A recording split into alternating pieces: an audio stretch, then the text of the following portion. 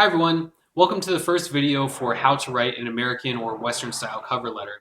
This section is going to be a bit shorter than how to write a resume because cover letters are a little bit more free form and a little bit simpler in concept, and there aren't as many tricks to writing them as there are to writing resumes, which may be less familiar. So first of all, what is a cover letter? A cover letter, the purpose of it is to help expand on and put in context the information in your resume. So for instance, if the job requires that you indicate that you have some kind of passion for a particular subject, you can't put in your resume passion for subject, right?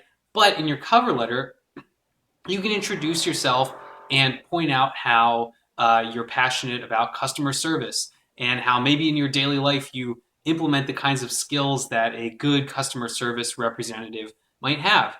You can't put that kind of stuff in your resume. The cover letter also helps to tie together various elements of your experience and simply prove to the employer that you are qualified for the job that you're applying for. So, how do you write a cover letter? Well, it's very similar to writing an essay. If you've ever had any experience writing essays, and if you haven't, don't worry, I'll explain it a little bit.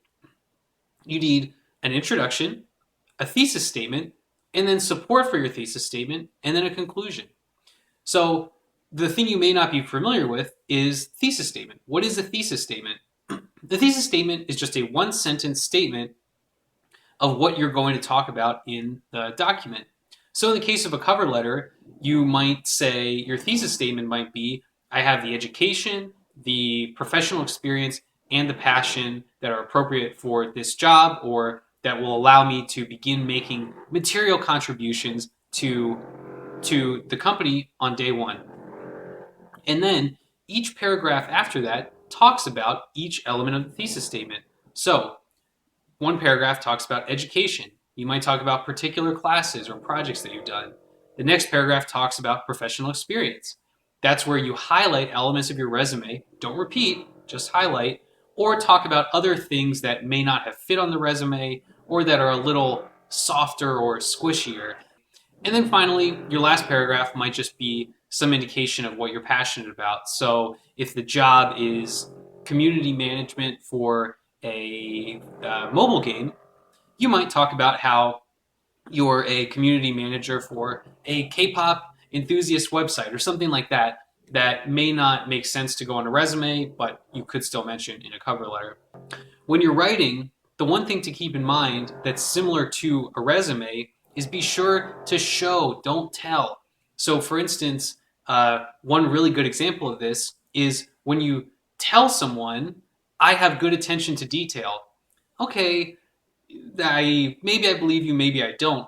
But for instance, if you have a very well formatted resume or a cover letter that clearly answers or clearly responds to all of the elements in a job posting, that shows that you have a good attention to detail.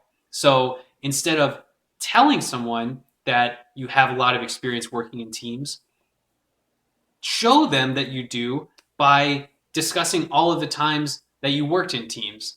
Now, that might be a little bit confusing, but the difference is instead of just making a statement, sort of let the statement be hidden, but then give examples that someone can infer from these examples what it is you're trying to say.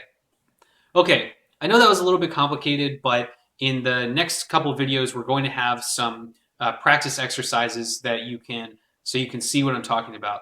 Okay, see you there.